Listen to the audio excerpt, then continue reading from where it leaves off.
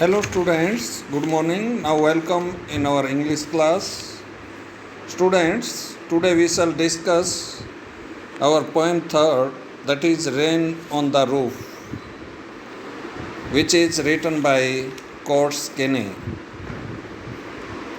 Now let's start. It's a lyrical poem. Formal types of poetry which expresses personal emotion or feelings. It is a formal type of poetry. ये एक formal type है poetry की which expresses personal emotion or feeling of the poet have been expressed in this poem. The poet expresses his love for nature and praises the beauty of nature.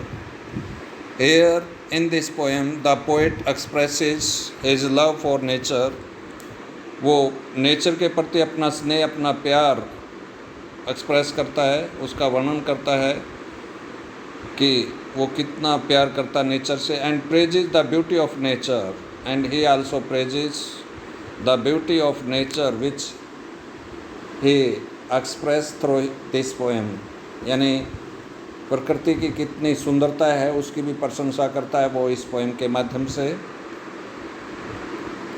The poem presents the memories aroused in the poets mind by the shower falling on the tin roof. Now this poem presents the memory aroused in the poet mind. ये poem जो है उन चीज़ों का वर्णन करती है, उन चीज़ों का डिस्कशन करती है. कौन सी चीज़ों का? उन यादों का, उन स्मृतियों का जो पोएट के दिमाग में पैदा होती हैं. किसके कारण? By the shower falling on the tin roof. Means वो शावर, वो बारिश की बूंदें, वो बारिश की बौछारें जो टिन रूफ के ऊपर, यानी टिन की कोई रूफ जिसके ऊपर गिरती हैं तो वो एक आवाज़ पैदा करते हैं, एक स्मृति पैदा करते हैं, याद पैदा करते हैं पोएट के दिमाग में. Next, through a number of metaphors, the poet shows that the drops of rain falling on the shingles of the roof sent a train of thoughts running in his mind. Through a number of metaphors means with the help of so many metaphors, the poet shows that the drops of rain falling on the shingle. Shingle means wooden tiles. Send a train means create a train of thoughts running in his mind. So, with the help of so many metaphors which the poet used in this poem, the poet proves that the drops of rain, बारिश की वो बूंदें जो है, जो wooden tile, लकड़ी की tile पर गिरते हैं, रूफ पर लगी हुई लकड़ी की टाइलों पर, वो एक पैदा करते हैं. क्या पैदा करते हैं? अ ट्रेन ऑफ थॉट्स, विचारों की एक गाड़ी. मीन्स बहुत से विचार उसके दिमाग में आते हैं. जब वो टप टप की आवाज़ वुडन टाइल के ऊपर जो छत के ऊपर लगी हुई हैं उनको सुनता है तो इस तरह की आवाज़ पैदा, ये क्या नाम है, ट्रेन ऑफ थॉट, विचारों की एक गाड़ी, इमोशन की एक बहुत बड़ी श्रृंखला, एक ट्रेन जो है वो पोएट के दिमाग में पैदा होती है.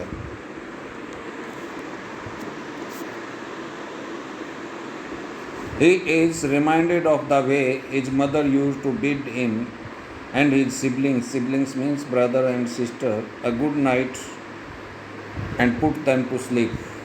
And in this poem he also reminds how his mother, when she was alive, used to used to say good night to himself and his brother and sister, and how she used to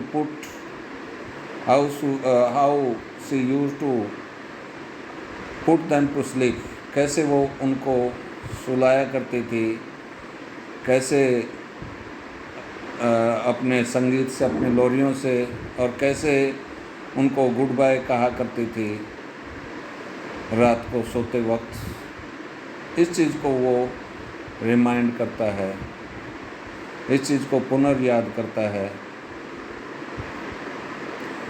next, the poet connects the past through the memories revived by the rain.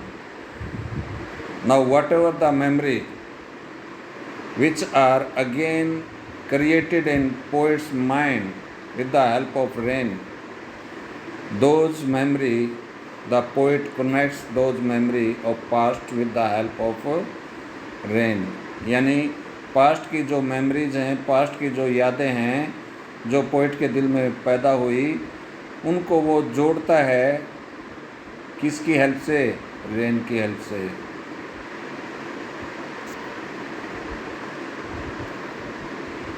Now theme, what is the theme of the poem? The theme of the poem is healing power of rain, soothing power of rain। healing power of rain का मतलब बारिश के अंदर जो खुशी पहुंचाने वाली, सुख पहुंचाने वाली, या ये कहिए सुविधा पहुंचाने वाली जो पावर है, उसके ऊपर बेस्ड है ये poem. The theme of the poem is healing power of rain, यानी बारिश में कितनी सुखदायी ताकत है, उसके ऊपर बेस्ड है। द रेन सूथ्स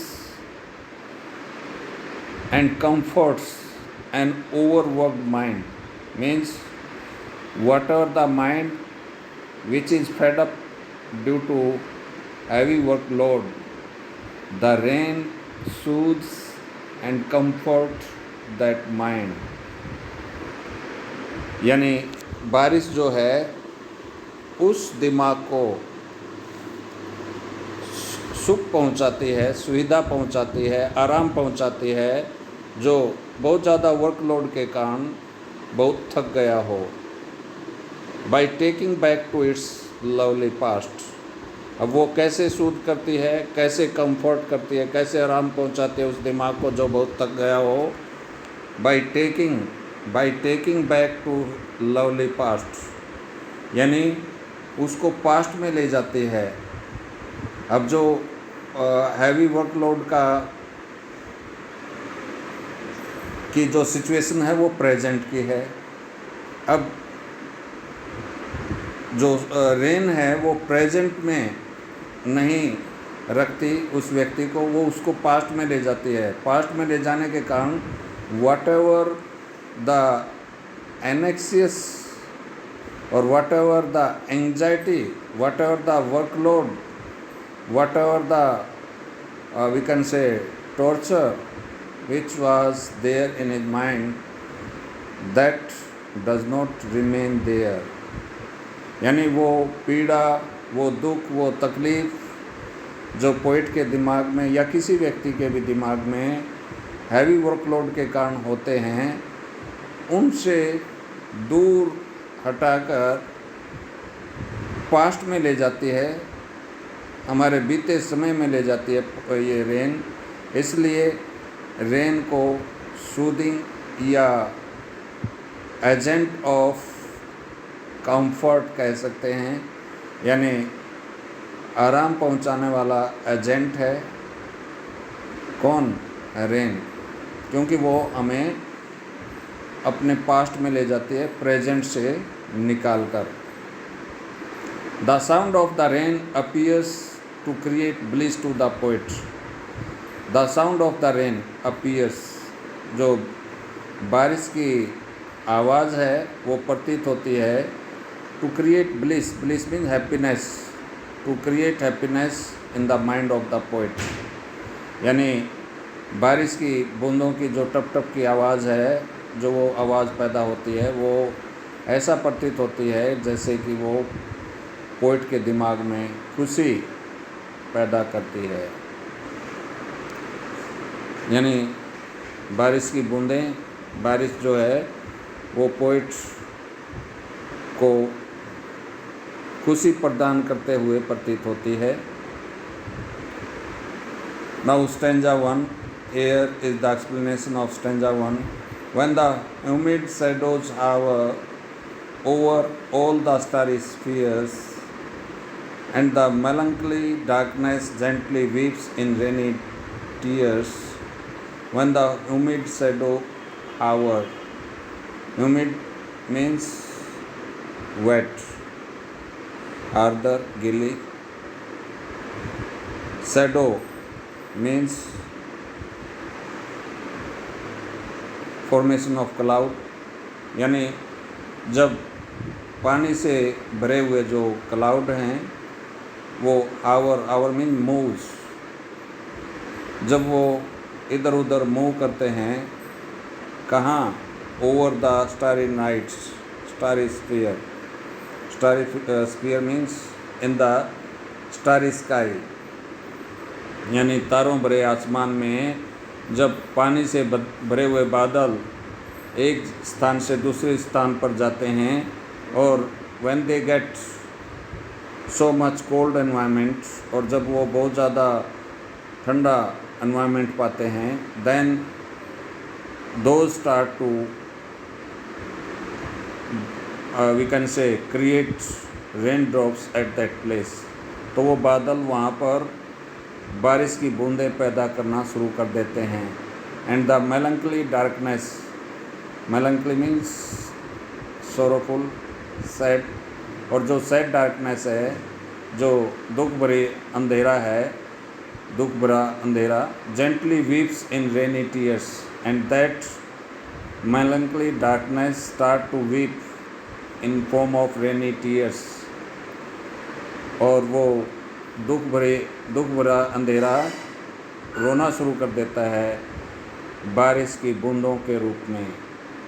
मीन्स जब बारिश शुरू हो जाती है रात को, what a bliss means what a type of happiness to press the pillow of a cottage chamber bed and lie listening to the patter of the soft rain overhead. At that time, what type of happiness, the poet says, what type of happiness a person gets by pressing his pillow of a cottage chamber bed and by lying to listen to the pattering sound of soft raindrop overhead, means on their head, on the roof, यानी छत पर जब बारिश की बूंदें टप टप कर रही होती हैं, तो उस समय पोइट कहता है कि कितनी अच्छी खुशी मिलती है, क्या करके, पिल्लो को प्रेस करके, पिल्लो को दबाकर। कौन से पिल्लो को, कौन से तकिए को, जो कॉटेज चैम्बर बेड में होता है, यानी अपने रूम में, बेडरूम का जो पिल्लो होता है उसको अपने पाँव के नीचे, अपने सिर के नीचे दबाकर और बिस्तर के ऊपर लेटकर उन बारिश की बूंदों को, टप टप की आवाज़ को सुनना कितना सुखदायी महसूस होता है, कितना खुशी देता है।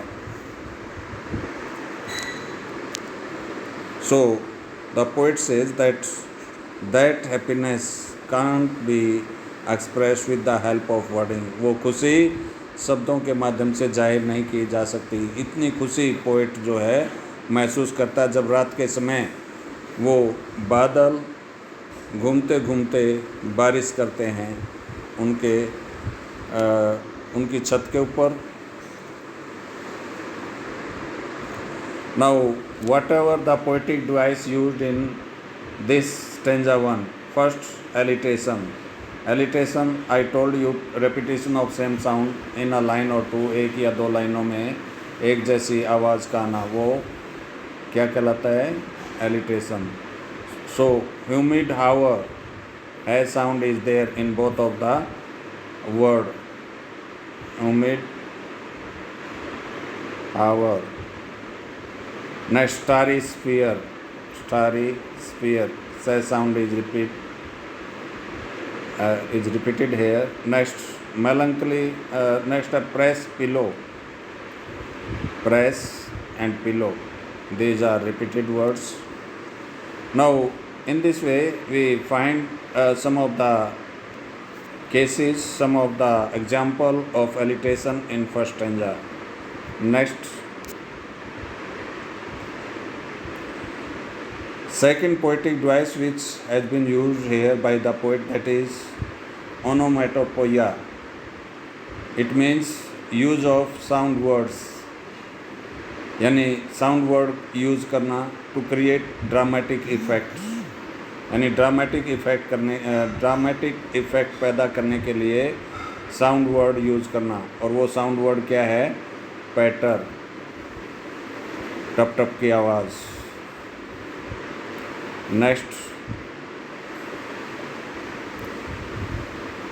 Next poetic device that is used here, that is personification.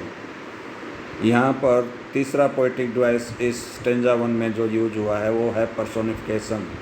Personification क्या होता है? व्हेन एनी, यहाँ पर थोड़ा सा मैं आपको और मॉडिफाई कर देता हूँ. Treating a non living thing as living being, यानी किसी नॉन लिविंग थिंग को, या ये कहिए कि नॉन ह्यूमन बीइंग को ह्यूमन बीइंग बना दिया जाए, वो पर्सोनिफिकेशन होता है.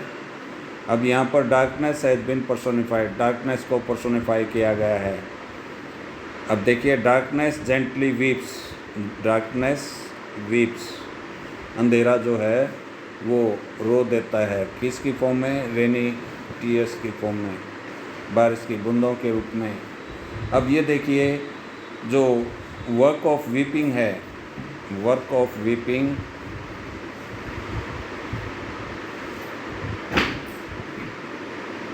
Is the quality of human being.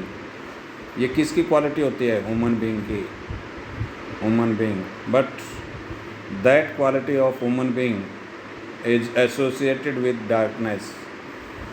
लेकिन वो ह्यूमन बीइंग की क्वालिटी डार्कनेस से जोड़ी गई है, अंधेरे से जोड़ी गई है.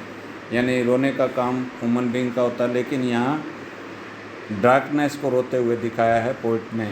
तो ये बहुत ही अच्छा एग्जाम्पल है पर्सोनिफिकेशन का. Next stanza 2.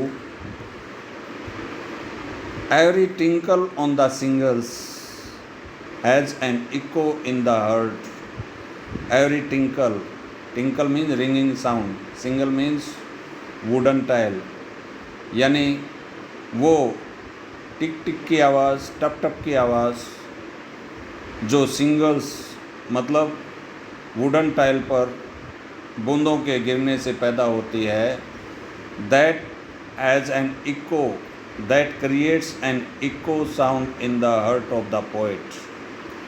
वो टप टप की आवाज़ पोइट के दिल में इको साउंड का मतलब गूंज पैदा करती है. And 1,000 dreamy fancies into busy being start. 1,000 dreamy fancies, और हज़ारों ड्रीमी फैंसीज मीन्स कल्पनाएँ, इमेजिनेशन.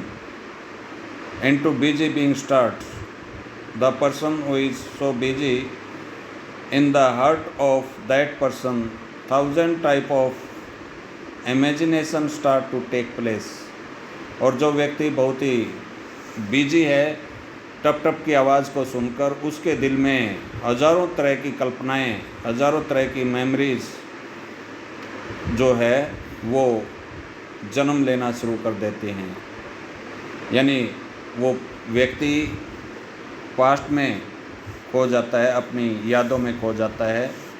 एंड 1,000 रिकोलेक्शन, और हज़ारों यादें, recollection means any past experience to which we recollect, कोई बीता हुआ अनुभव जिसको हम पुनर्याद करते हैं.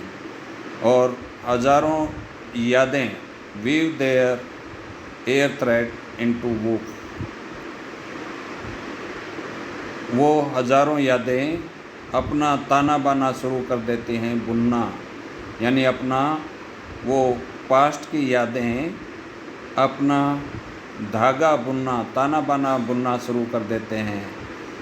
As I listen to the patter of the rain upon the roof, जैसे ही मैं, air I is use for poets, poet के लिए यूज हुआ आई, जैसे ही मैं पैटरिंग साउंड, टप टप की आवाज़ सुनना शुरू करता हूँ छत के ऊपर, तो वो हज़ारों किस्म की यादें अपना ताना बाना बुनना शुरू कर देती हैं, अपना एक यादों का कपड़ा बुनना शुरू कर देती हैं, एक थ्रेड के बाद दूसरा थ्रेड डालते हुए, एक धागे के बाद दूसरा धागा डालते हुए वो हज़ारों यादें अपना एक कपड़ा सा बुनना शुरू कर देते हैं। मतलब एक पिक्चर से वो दृश्य, हज़ारों दृश्य, एक picture, past picture of past experience, बीते हुए अनुभवों की पिक्चर हमारे दिमाग में पैदा शुरू कर देते हैं। वो हज़ारों तरह की यादें किसके कारण? Due to the pattering sound of rain drops on the roof, छत के ऊपर जो टप टप की आवाज़ होती है बूंदों की, उसके कारण हमारे दिमाग में पुनः जो यादें हैं, पुरानी यादें, वो पैदा होने लग जाती हैं और उनकी एक तस्वीर बनना शुरू हो जाती है हमारे दिमाग में। अब स्टैंजा 2 में कौन कौन से पोएटिक डिवाइस यूज हुए हैं? एलिट्रेशन किस में है? बीजी बिंग में। यहाँ पर आप देख रहे हैं बीजी Bing,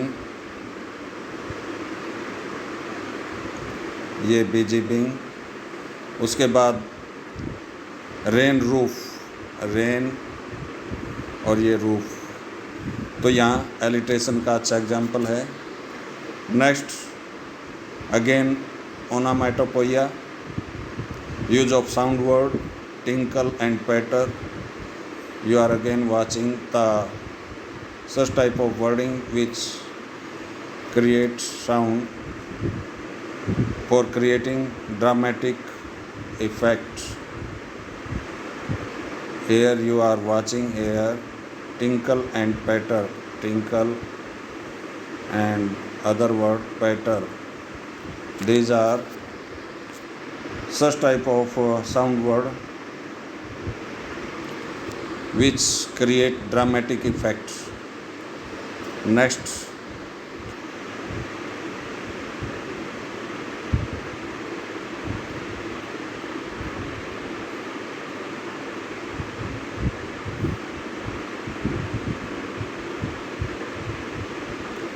third literary device that is personification, वो है personification.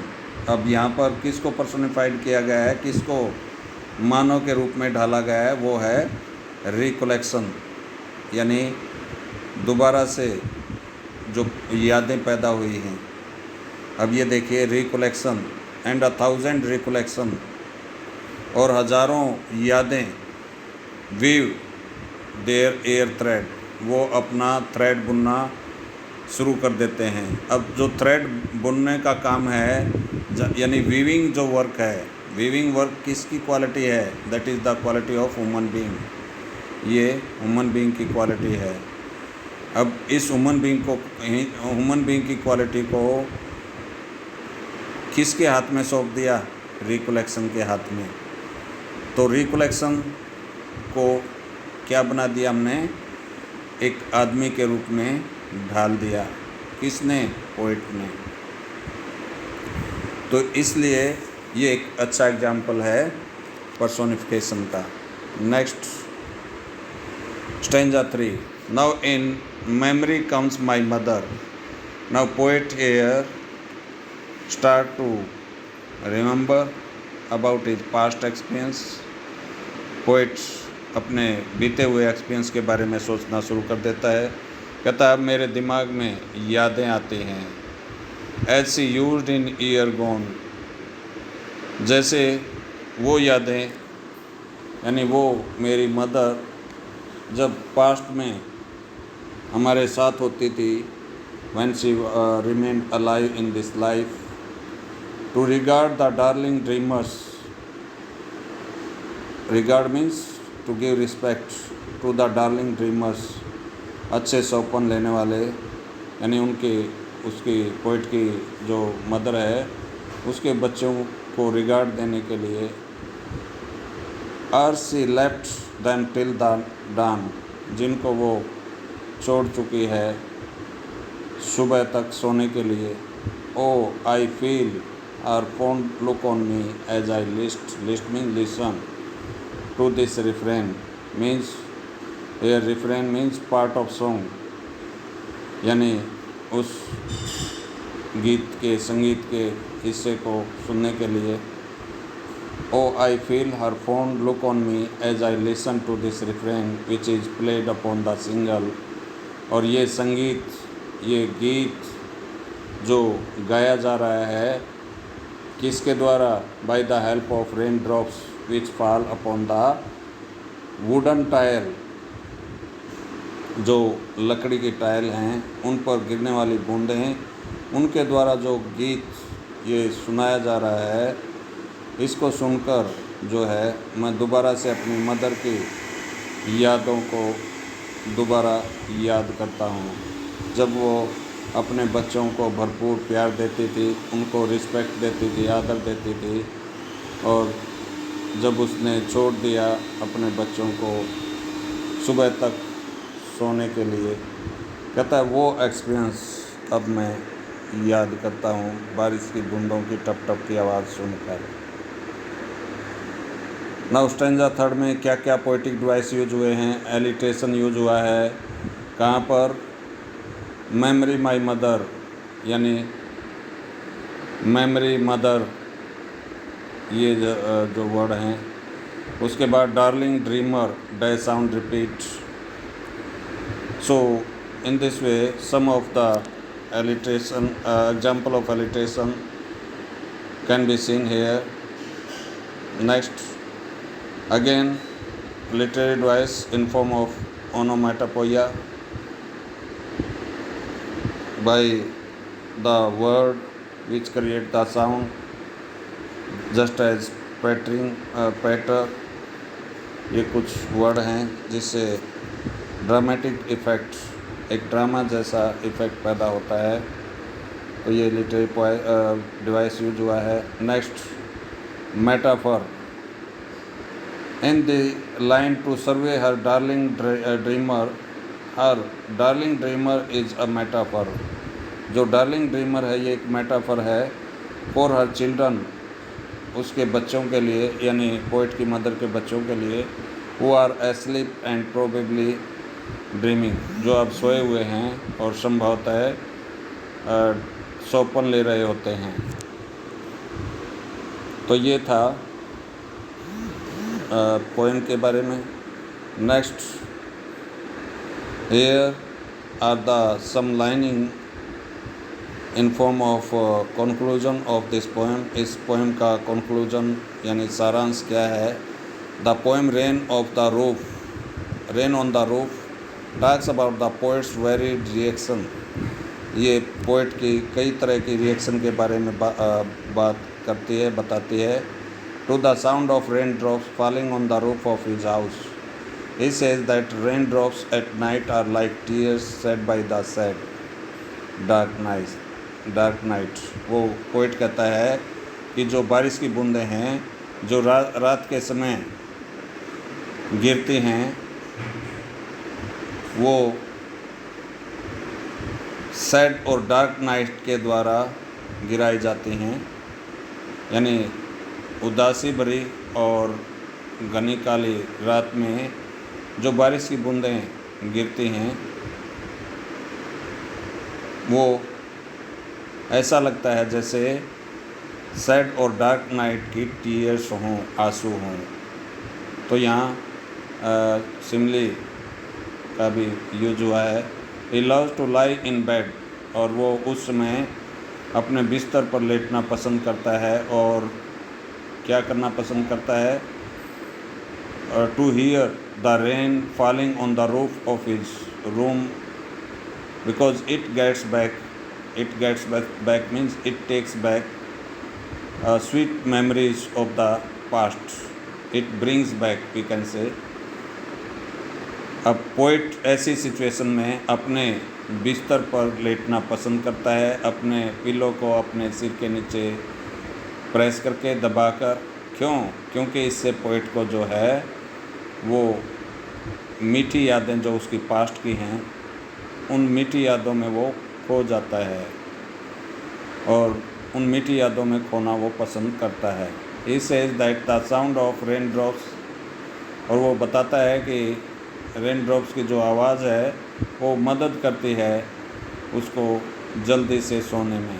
And gives him sweet dreams, और वो साउंड ऑफ रेन ड्रॉप्स, बारिश की बूंदें, उसको मदद करती हैं स्वीट ड्रीम्स लेने में, यानी मधुर मीठे सौपन लेने में अपनी मदर के बारे में।